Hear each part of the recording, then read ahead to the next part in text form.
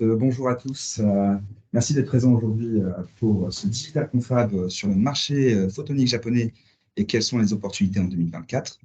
On va commencer en premier par une première présentation. Est-ce que ça va bien tourner? Oui.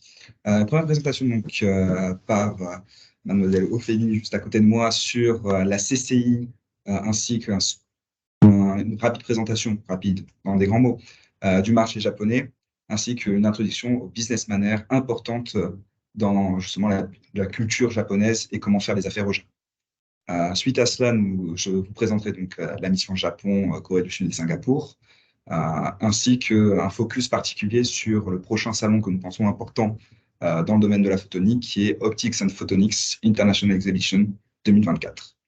Et nous finirons donc cette session, comme l'a dit David, par des questions et des réponses. Et Ophélie, je te laisse. C'est bon. Est-ce que ça va tourner? Yes. Bonjour à tous, donc, je m'appelle Ophélie Dujat, je suis responsable du service aux entreprises au sein de la CCI France-Japon. Donc voilà, je vais vous présenter en premier lieu donc, la CCI France-Japon. Donc la CCI France-Japon, c'est la plus grande chambre de commerce et d'industrie donc, étrangère au Japon. Donc, on a plusieurs activités ici, mais essentiellement, la principale, c'est d'animer ce réseau d'entreprises, principalement françaises et japonaises, qui font notre cœur d'activité.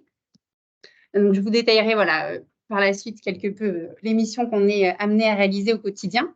Je voulais voilà, poursuivre sur la slide suivante en vous présentant donc, notre réseau. Donc, notre réseau, c'est environ 600 membres. À l'heure actuelle, on atteint donc presque les 650 membres. On a été créé donc, en 1918. On est une association donc, de droit privé local. Donc, on est comme une entreprise donc, japonaise en termes de constitution.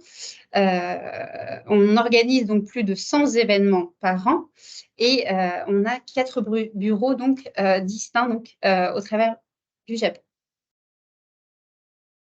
Donc, je vous le disais, donc 4 bureaux. Donc, on est, pour ceux qui connaissent un peu le Japon, donc c'est cette forme longiligne. Et donc, vous avez Tokyo qui est le point bleu. Donc, c'est ici à présent qu'on se situe avec Romain. C'est notre plus grand bureau. Donc, on est situé dans le quartier de Mitsukoshi, qui est en plein centre de Tokyo. On a ici un bureau avec une trentaine de collaborateurs de la CCIFJ, ainsi qu'un business center qui est partagé notamment avec Romain, qui est domicilié au sein de la Chambre et qui est également accompagné d'une trentaine d'entreprises tierces, donc principalement françaises, qui également bénéficient donc d'un bureau et de l'accès à ce réseau au quotidien pour pouvoir donc travailler sur le territoire. On a également donc un bureau à Nagoya, à Osaka, et on a également donc, des représentants qui sont situés sur la partie de Fukuoka. Donc, on est présent, pas partout, vous le voyez, donc le nord n'est pas représenté, mais sur toutes les zones d'activité les plus denses, on essaye donc d'avoir des équipes pour accompagner les entreprises qui seraient présentes sur ces territoires et animer ces réseaux. On a la chance, donc, au sein de ces 650 membres bientôt, d'avoir une certaine diversité des secteurs qui sont représentés, donc qui sont aussi à l'échelle des secteurs porteurs sur le territoire. On constate donc notamment l'industrie qui est représentée à 11%, les biens de consommation, tout ce qui est agroalimentaire, la grande distribution, les produits de luxe avec certaines grandes maisons françaises qui fonctionnent très bien ici au Japon. On a également au sein de nos membres beaucoup de consultants qui proposent des services d'accompagnement pour ce réseau d'entreprises. On a également la chance au Japon d'avoir un équilibre entre nos membres, c'est-à-dire qu'aujourd'hui, 45% de nos membres sont des entreprises françaises, 40-50% sont des entreprises japonaises et 10% sont des entreprises étrangères. Donc, ça nous permet d'avoir un équilibre entre les attentes de chaque territoire, si je peux dire, pour essayer donc d'animer au mieux les échanges et les événements qu'on organise pour cette communauté.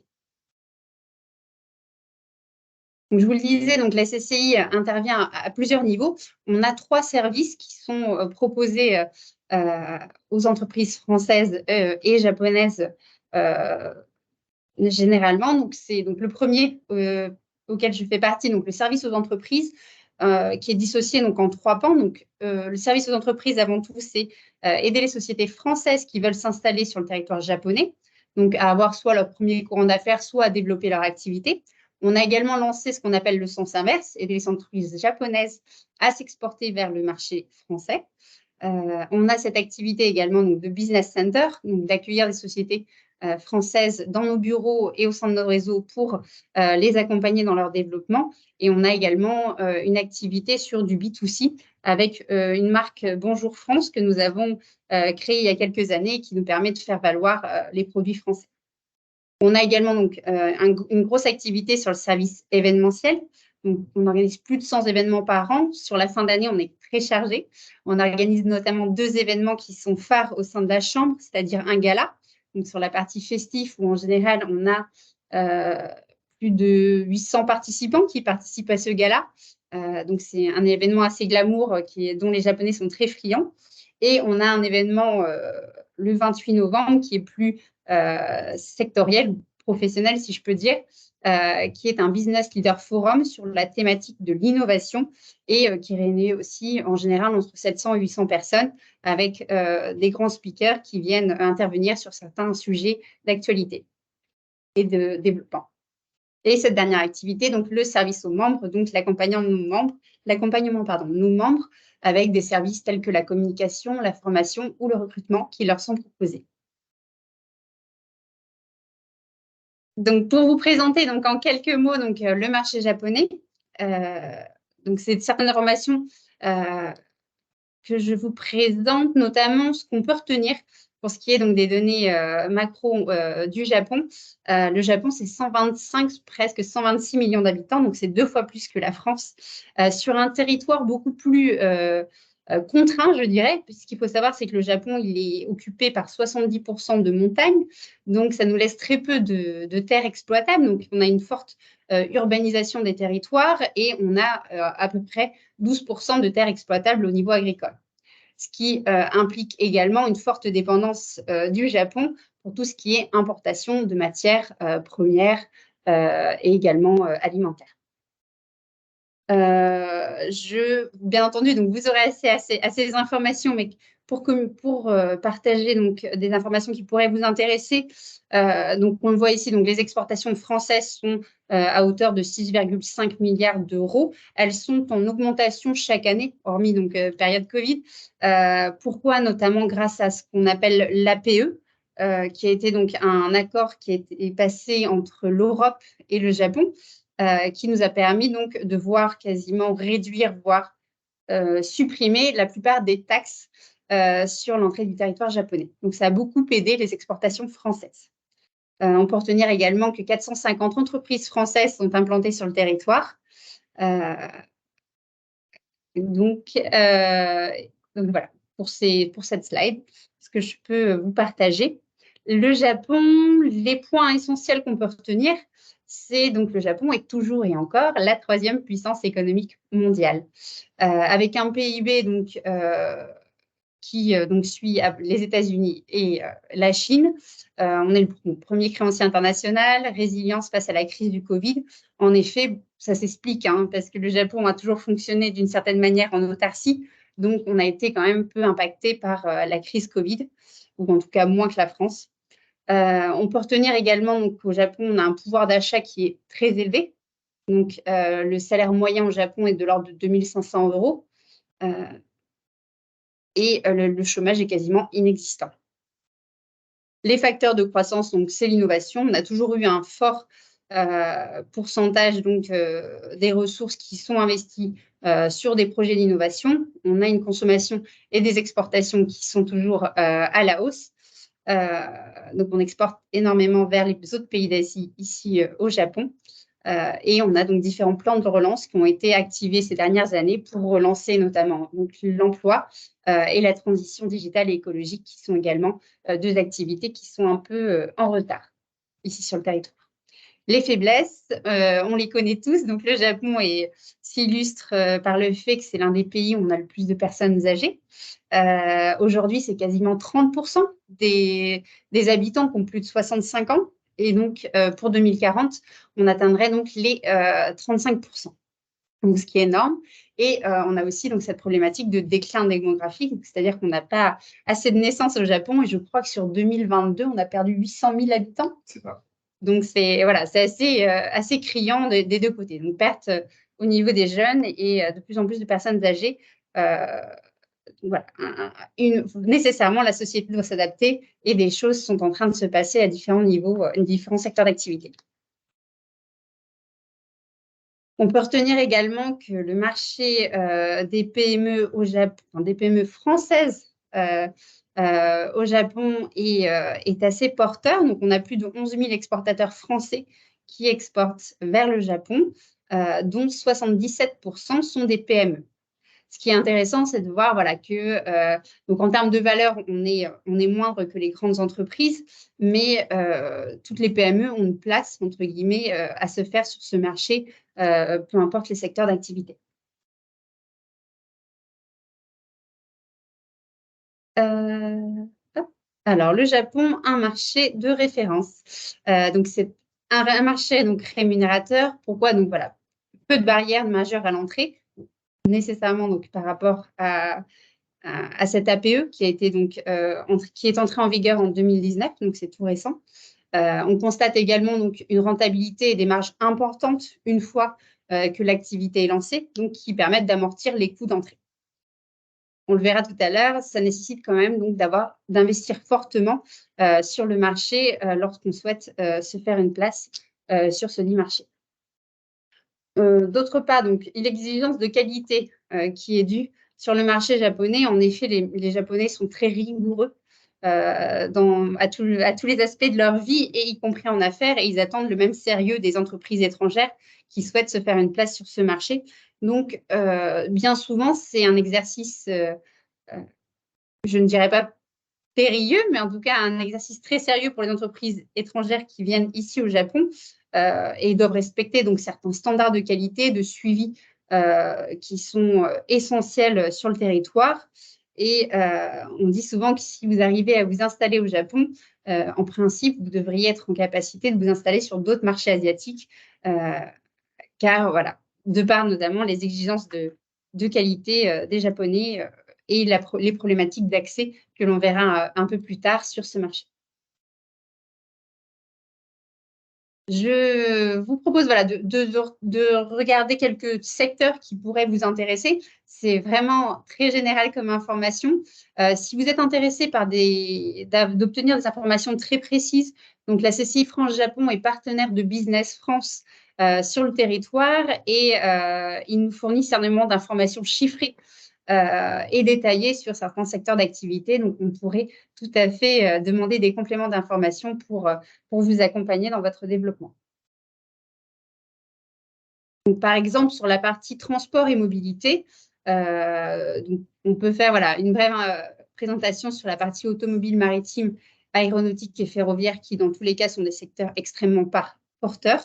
On peut retenir donc certains sujets et thématiques qui sont à l'ordre du jour et extrêmement poussés au Japon, tels que la voiture autonome, donc avec tout ce qui en dépend, localisation, AI, connectivité, l'hydrogène également, qui est une activité phare ici au Japon, les véhicules électriques, digitalisation, batterie, tous ces thèmes sont très présents au Japon. Et donc, la recherche de partenaires l'est tout autant. L'aéronautique et le ferroviaire sont également deux pans d'activité extrêmement développés. Sur la partie automobile, pour vous donner quelques chiffres, bien entendu, les constructeurs japonais étant très majoritairement représentés, 90% de part de marché. On produit actuellement environ 9,7 millions d'unités au Japon et 19,7 millions d'unités pour le reste du monde. L'énergie et l'environnement. Alors, l'énergie, on peut retenir donc, que le Japon est malheureusement donc, 5e émetteur mondial de gaz à effet de serre, que 94% de ses ressources sont importées, dues notamment donc, à la géographie du territoire, pollution atmosphérique, bien entendu, baisse de 80% des émissions de gaz à effet de serre, pardonnez-moi, d'ici 2050. Donc ça, c'est l'objectif qui a été fixé par le gouvernement.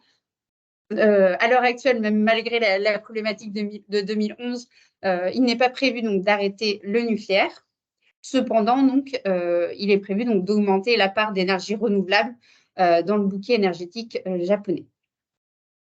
Donc, on le voit, voilà, au Japon également, donc, des thématiques qui sont très poussées et très porteuses, c'est celle donc, notamment de l'éolienne, des énergies renouvelables, hydrolien, biomasse, ainsi que l'efficacité énergétique. Et on a aussi une activité sur la partie nucléaire et ingénierie environnementale. Alors, l'opportunité dans les technologies. On retrouve des sujets phares que l'on constate sur de nombreux marchés, donc l'IoT, la cybersécurité, la fintech, l'intelligence artificielle qui sont également des thématiques très présentes sur le territoire. On peut retenir, voilà, au niveau de la green tech, par exemple, donc, voilà, photovoltaïque, tout ce qui est en rapport également avec l'énergie, qui sont des sujets extrêmement poussés et encouragés et sur lesquels, initialement, les Japonais ont peu d'activités, donc sont très friands de pouvoir être accompagnés par des entreprises étrangères qui ont plus de savoir-faire. Et notre dernier secteur d'activité, la santé. Donc, quelques chiffres. Donc, au niveau des médicaments et des biotechnologies, on a un marché qui tourne autour des 88 milliards d'euros. La France est le 5e fournisseur donc, du Japon en 2020. Les recherches sur notamment le cancer sont très poussées, sur la démence dégénérative due à la vieillesse également. Les vaccins, la médecine régénératrice sont également des points intéressants ici au Japon. Et en ce qui concerne les dispositifs médicaux, on constate que les thématiques telles que la silver economy, les biotech et les équipements de pointe chirurgicaux et prévention et diagnostic sont très présents. Pour vous illustrer quelque chose. La prévention et le diagnostic, c'est quelque chose qui existe depuis très longtemps au Japon. Par exemple, tous les salariés japonais ont droit une fois par an à une visite qui est prise en charge par l'entreprise ou par sa commune, qui a pour but de tester énormément de pathologies qui pourraient advenir en fonction des âges et des personnes. C'est très bien cadré. Et ce qui nous emmène sur notre troisième point, donc, je souhaitais partager avec vous donc, une brève introduction des business manners. C'est un sujet qui est très vaste. La culture japonaise, est, comme certains la connaissent, est très forte. Et on le constate donc, à de nombreux niveaux, donc au niveau professionnel et personnel, personnel et dans la vie privée, si je peux dire. Mais ce qu'il faut savoir, c'est que les deux sont souvent bien liés. Et comprendre les Japonais, c'est comprendre comment travailler avec eux.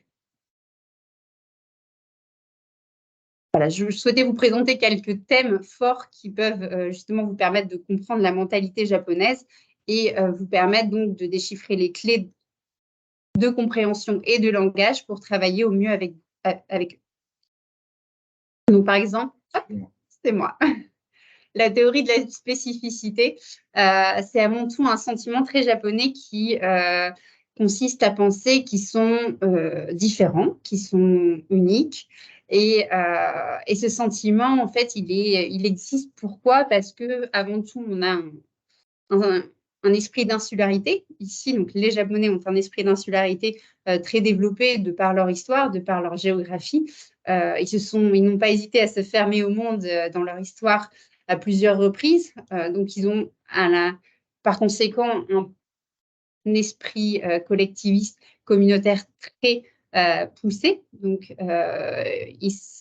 ils ont une culture voilà, très forte avec des traditions très ancrées, des rituels qui sont immuables, si je peux dire. Ils ont également la spécificité de leur langue qui est parfois très difficile à apprendre pour les étrangers.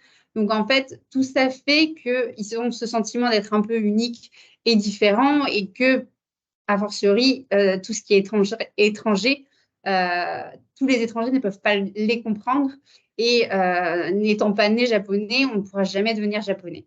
Et ça, c'est une réalité. L'intégration au Japon est quasiment impossible.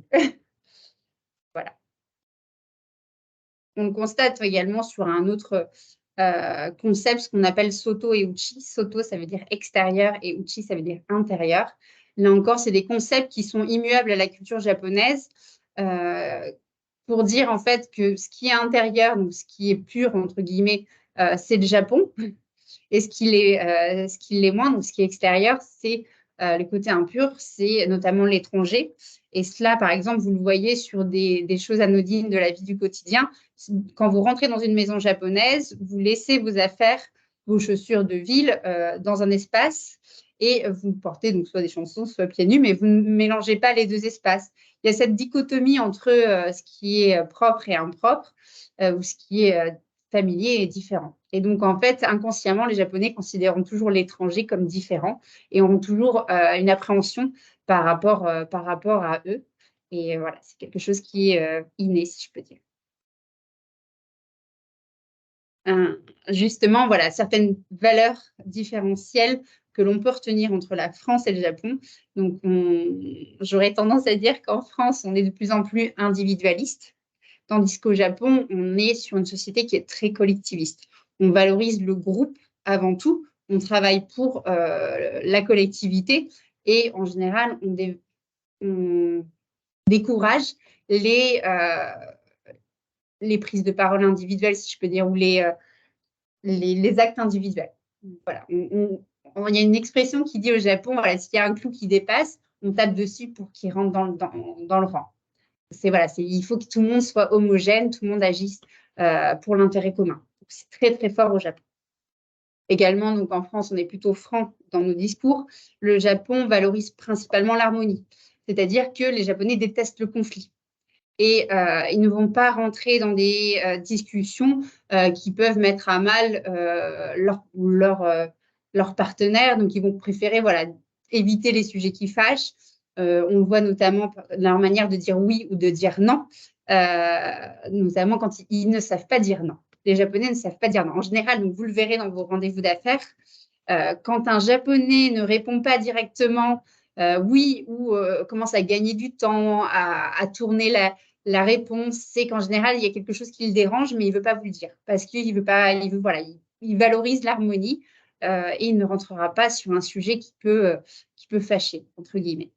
Donc, il faut apprendre à lire un peu l'intention cachée des Japonais pour pouvoir travailler avec eux de la bonne manière. C'est avant tout du respect. Ce n'est pas une intention de cacher leur émotion, mais un respect par rapport aux autres. On retient aussi donc, un processus de décision qui est différent, on le verra juste après, entre la France et le Japon. Et également, donc, la France pourrait être plus portée sur le goût du challenge, tandis qu'au Japon, on a très peur. On a très peur des risques. Et en tout cas, donc, si on prend des risques, on y travaille énormément en amont pour que ce soit le plus cadré possible avant de se lancer. Donc, je vous le disais, donc, au niveau de la hiérarchie et du processus de décision, donc c'est essentiellement donc, différent entre la France et le Japon. En France, on a souvent, dans la prise de décision, des réunions d'équipe où on discute et en général, le manager prend acte des points essentiels et le manager va décider tout seul. Tandis qu'au Japon, un manager ne décide jamais seul. On parle donc de management consensuel ou de hiérarchie ascensionnelle, c'est-à-dire que quand un manager doit prendre une décision, il va se concerter toutes les personnes qui ont intérêt à la décision, qui sont en dessous de lui, et il va prendre en compte donc ces avis pour décider. Il ne décidera jamais seul. Donc c'est aussi ce qui explique que les décisions au Japon prennent beaucoup plus de temps qu'en France parce qu'on n'a pas du tout on n'a pas la même notion de responsabilité du manager.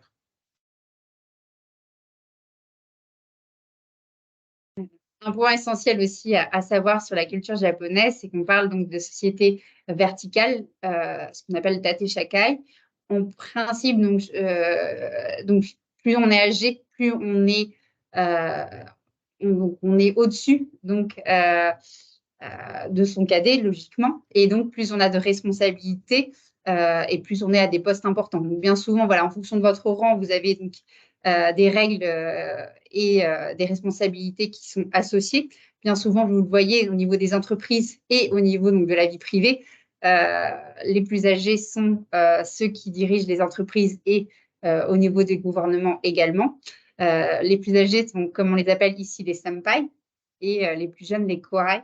Donc après, il y a un devoir de respect donc, de la part des aînés il y a un devoir de respect de la part des plus jeunes envers les aînés et un devoir de protection des aînés envers les plus jeunes.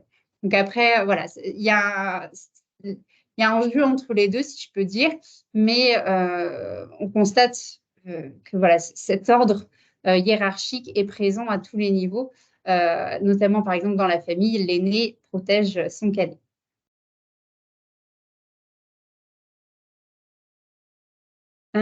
Je vous le disais tout à l'heure, donc les Japonais n'aiment pas prendre le risque, ce qu'on appelle ici le nemawashi.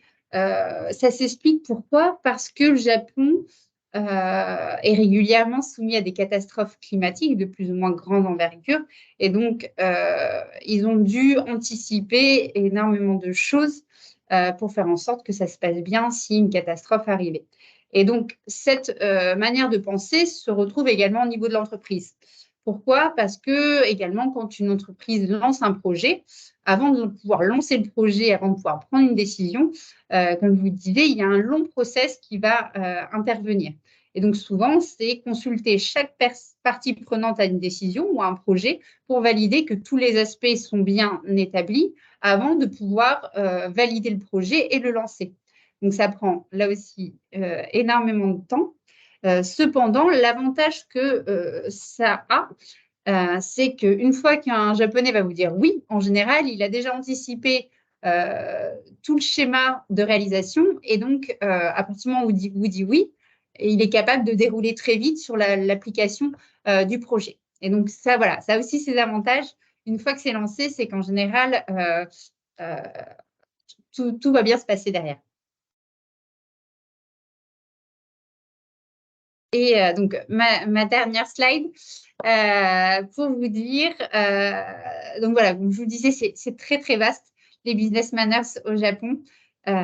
Pour vous implanter au Japon, donc, ou pour ceux qui sont déjà présents au Japon, qui souhaitent se développer, j'ai retenu certains points que je souhaitais vous partager. Donc déjà, l'importance d'avoir une présence physique sur le territoire.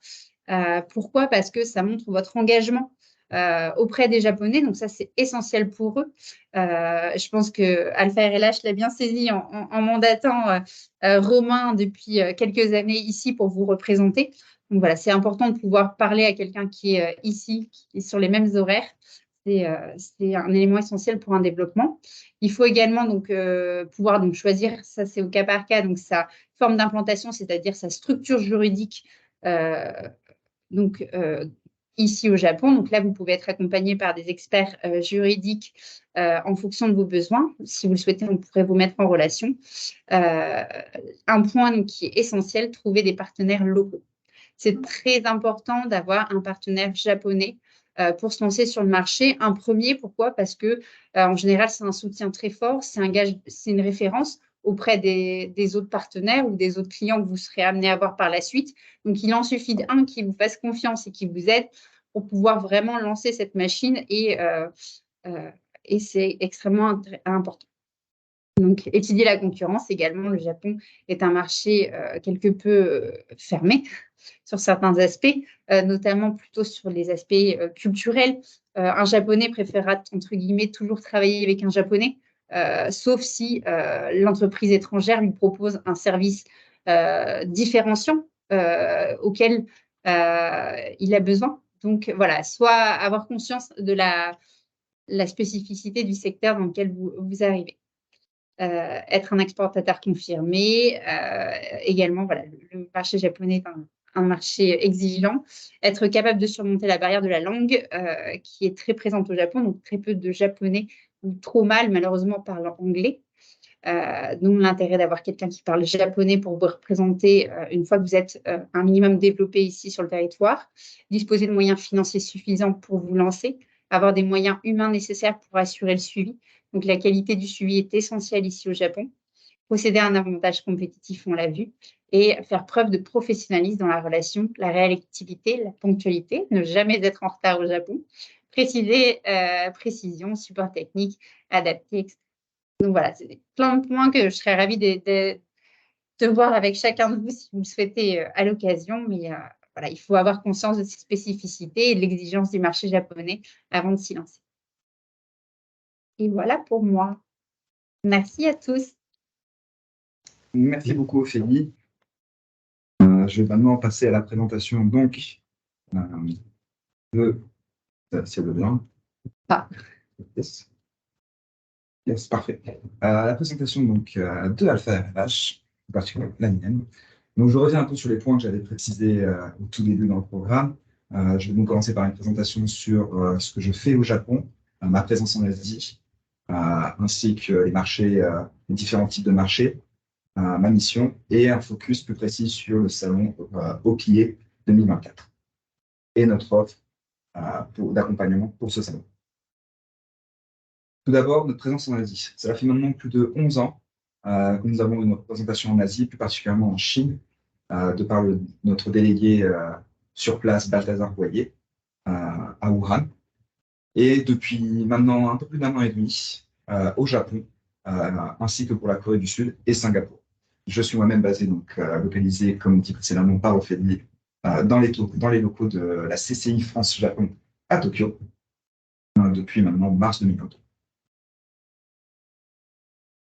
Pour rappeler en quelques chiffres, pour un peu survoler tout ça, pour que nous puissions avancer, rapidement, le Japon, même si Ophélie a fait une très belle présentation, c'est encore une fois la 3e puissance économique mondiale, donc un fort potentiel, un fort pouvoir d'achat. C'est aussi, donc, pour rebondir dessus, un fort potentiel pour les technologies des membres de notre pôle. Il y a vraiment un gros avantage, beaucoup de demandes de ce point de vue-là. Et il faut savoir que le Japon, c'est un leader dans la recherche scientifique et technologique qui tech, donc tous les domaines, industrie manufacturière, industrie future, santé, etc., comme on vient de le voir précédemment. Mais aussi, c'est le premier dépositaire de brevets au monde. Donc, c'est vraiment un pays qui cherche à se développer. Donc, très important de mettre ça, de bien préciser là. Et encore une fois, pour préciser, de nombreux produits français sont déjà au Japon, sont déjà installés et ils ont tous un gage de qualité. Et c'est vraiment important, c'est l'image que porte la France, les produits français au Japon, c'est un gage de qualité. Pour venir un peu sur la partie Corée du Sud, comparé au Japon, ce n'est pas la 3e puissance mondiale, c'est la 10e puissance mondiale. Donc, mais ça reste un marché cependant un peu plus facile d'accès de par différents points, comme par exemple la barrière de la langue. Comme on précisait juste avant, les Japonais ne parlent pas beaucoup anglais ou du moins très mal, alors que les Coréens vont avoir un avantage de parler beaucoup mieux anglais. Ils veulent vraiment s'internationaliser dans ce sens-là. Et les échanges sont aussi extrêmement beaucoup plus rapides, puisque la façon de fonctionner est légèrement différente et un peu plus accessible que le Japon avec un peu moins de règles. Il y a toujours des règles, mais un peu moins de règles. Cependant, aussi, la Corée du Sud a une croissance économique très soutenue, en moyenne plus de 3% depuis 2010 chaque année. Donc, ça prouve qu'il y a vraiment un effort économique de leur part à se développer. Et comme pour le Japon, il y a de nombreux produits français en Corée du Sud, dans les marchés coréens. C'est comme pour la France, comme pour le Japon, c'est un gage de qualité. Donc, il faut vraiment bien comprendre cela. La qualité, ça ne vient pas uniquement du produit, ça vient aussi du packaging. Il faut bien cela prendre en compte. En Asie, le packaging est aussi important que le produit lui-même. Il ne faut pas envoyer juste un morceau de carton. Il faut vraiment que ça arrive dans le meilleur état possible et pour vraiment garder ce gage de qualité. C'est juste pour faire ce point-là. Pour Singapour. Singapour, comparé à ses autres homologues japonais et coréens, c'est un des PIB par habitant les plus élevés au monde, juste derrière le Luxembourg, en parité de pouvoir d'achat selon le FMI, avec 73 000 dollars américains total. Il faut savoir que c'est un fort potentiel pour les technologies monopole, mais plus particulièrement, là, je vais faire un peu plus précis, puisque Singapour est une ville pays. Ils ont une forte demande actuelle en IoT et cybersécurité. Et aussi tout le domaine, les 2-3 autres qui suivent derrière sont plutôt domaine santé et agriculture. Ils ont vraiment beaucoup de parts dans ces domaines-là. Singapour, c'est aussi le 2e rang mondial pour la facilité à faire des affaires, d'après le World Bank 2019.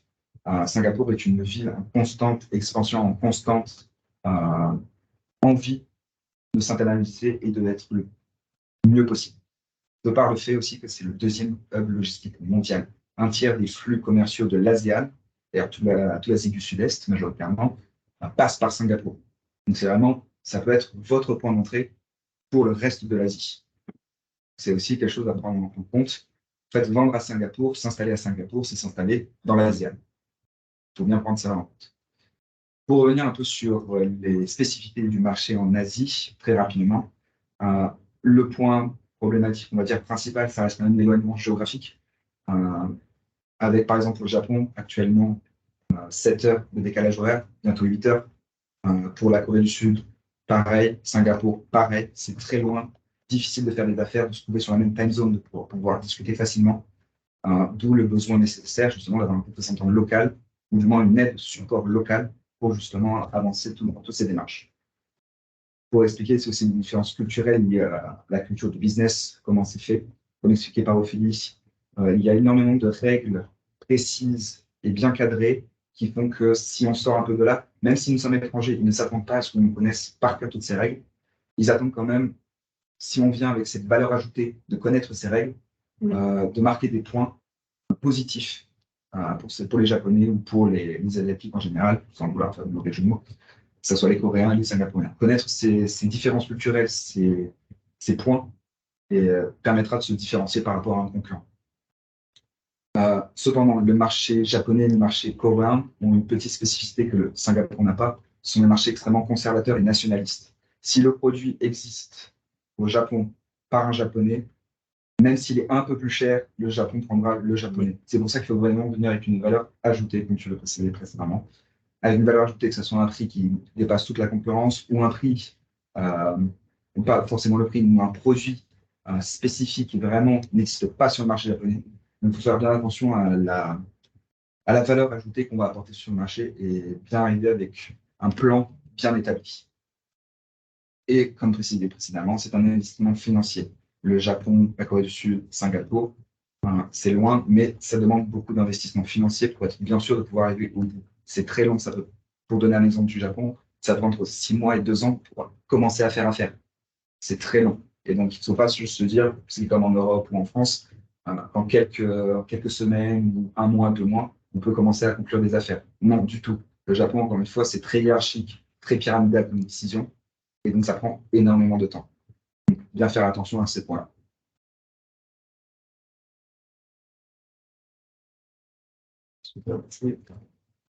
Oui.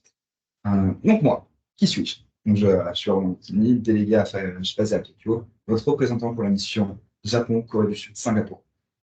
Quels sont mes rôles? Quels sont mes objectifs? Ça va être tout d'abord un rôle relationnel, pouvoir construire le réseau d'acteurs d'intérêt sur les différents territoires, pouvoir connaître quels sont les bons points d'accès, les bons points de contact pour justement pénétrer le marché et promouvoir tous nos acteurs, tous nos membres sur ces différents marchés.